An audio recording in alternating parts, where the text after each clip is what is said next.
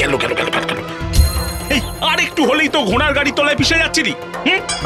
ও মন্দিরে যাবার পথে কি বাধা বলতো, এই একটু দেখ না বাবা। হ্যাঁ হ্যাঁ, তুমি বসো মা, আমি দেখছি।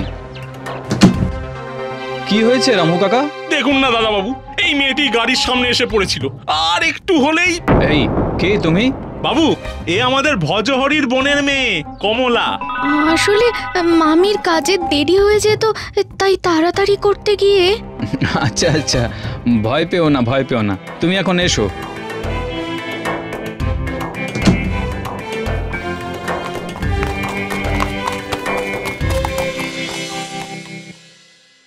বাপ মা হারা মেয়ে কমলা ছোটবেলা থেকে মামা মামির কাছেই মানুষ।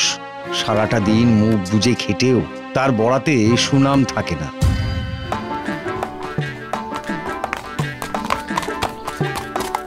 রামু কাকা, ভজহরির দোকানের সামনে দিয়ে চলো তো। আরে কি হলো কি রে, হাত চলছে না কেন? নে নে নে, চটপট চালগুলো বস্তায় ঢেলে ওই মশলাপাতিগুলো সাজিয়ে ফেল গিয়ে।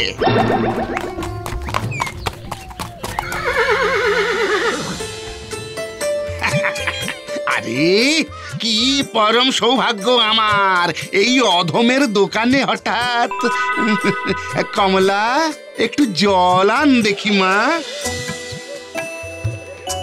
না না, জলের আর প্রয়োজন নেই, আজ আসি কেমন?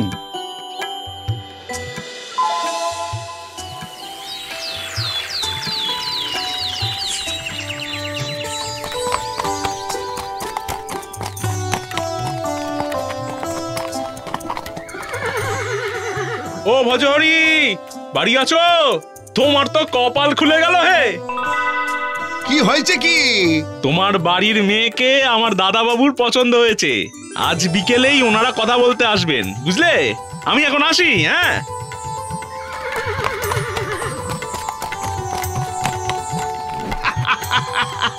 গিন্নি গো, ও গিন্নি শুনছো?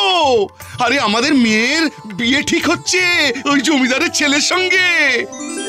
বলো কি গো? জয় মা, জয় মা।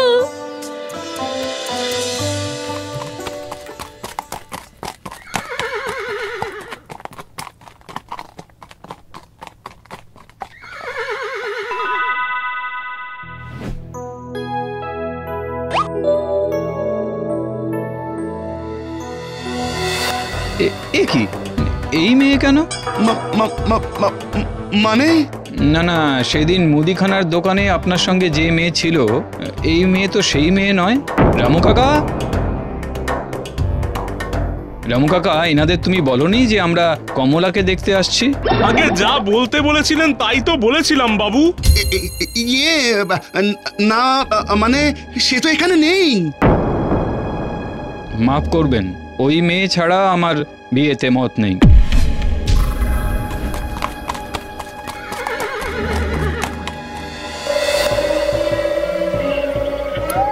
মামা, মামা, আমরা কোথায় যাচ্ছি? আর যে পারছি না হাঁটতে, তেষ্টায় আমার গলা ফেটে যাচ্ছে। এই তো পেয়েছি, শুনেছি সামনেই একটা পুকুর আছে। চুপটি করে এখানে দাঁড়া, আমি যাব আর আসবো।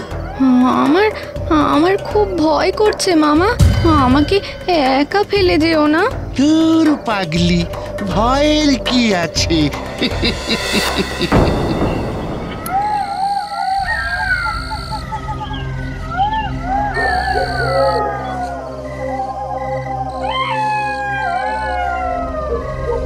এদিকে অনেকক্ষণ কেটে গেল, কিন্তু কমলার মামা আর ফিরে এলো না। মামা, মামা এইভাবে বনে একা রেখে চলে গেল আমায়। এখন কোথায় যাই আমি?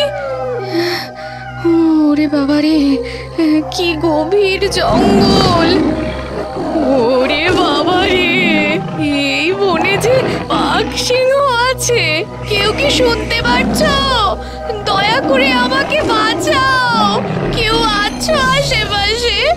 আমাকে কেউ বাঁচাও না গো।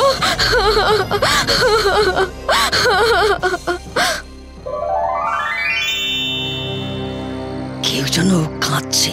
কিন্তু এত রাতে এখানে কে এলো? আরে কি হয়েছে মেয়ে, অমন করে কাঁদছিস কেন?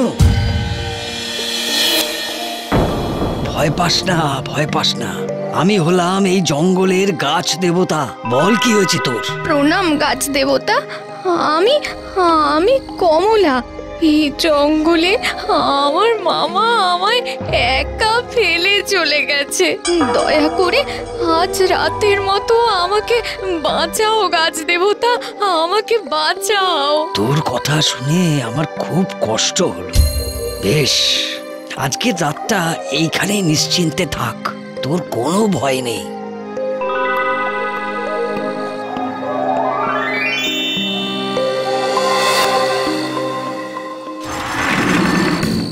সারা জঙ্গলে বাঘ সিংহ দাপিয়ে বেড়ালো, কিন্তু গাছের আশেপাশে ঘোরাঘুরি করেও তারা কমলার ধারে কাছে পৌঁছতে পারল না। ক্রমে সকাল হতে গাছের গুড়ি ফাঁক হয়ে গেল। কমলা বেরিয়ে এলো। গাছ দেবতা, আমি তোমার কাছে সারাটা জীবন কৃতজ্ঞ থাকব। আহারে, বাঘ সিংহের অত্যাচারে তোমার তোমার নিশ্চয়ই খুব ব্যথা লেগেছে বলো। তুই বড় ভালো মেয়ে, তোর ব্যবহারে আমি সন্তুষ্ট। তা তোর বাড়ি কোথায় মেয়ে? আমি আমি এই গভীর জঙ্গলে পথ হারিয়ে ফেলেছি গাছ দেবতা। একদম ভাবিস না, আমি তোকে একটা ফল দিচ্ছি। এই ফলে একটা করে কামড় দিলেই একটা করে বীজ পাবি।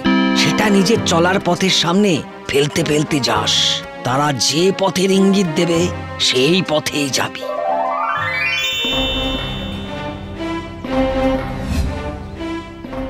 মনে রাখিস, আমার এই ফল কিন্তু কোনো মামুলি ফল নয়। যে কোনো বিপদে পড়লে এই ফল খেলেই উদ্ধার পাবি।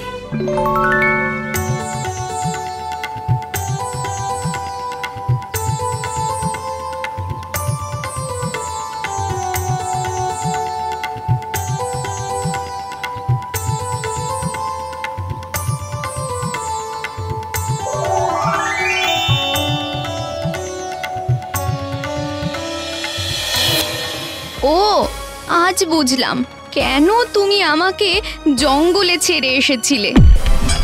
ছি মামা, ছি, এটা তুমি করতে পারলে? তুই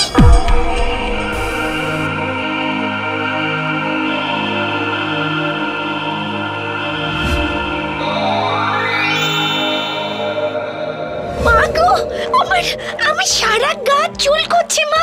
ও মা, ও মা, মা, মা, আমার কষ্ট হচ্ছে মা। হঠাৎ ঘরে পা রাখতে না রাখতেই আমার মেয়ে কুৎসিত হয়ে গেল। সব সময় আমায় দোষ দেওয়া বন্ধ করো মামি। নিজেরা যা পাপ করেছো এটা তারই ফল। আমি চাইলে এখনই গিয়ে সারা গাঁয়ে বলে আসতে পারি যে তোমরা কি কি করেছো আমার সাথে। আমাদের ভুল হয়ে গেছে রে কমলা, তুই কাউকে কিছু বলিস না রে মা। আচ্ছা ঠিক আছে, বলবো না, কারণ আমি কখনো তোমাদের খারাপ চাই না। আমার কাছে এখনো সেই জাদু ফলের অর্ধেকটা আছে। গাছ দেবতা বলেছেন যে কোনো বিপদে এই ফল কাজে দেবে। বোনকে এই ফলটা খাইয়ে দাও না।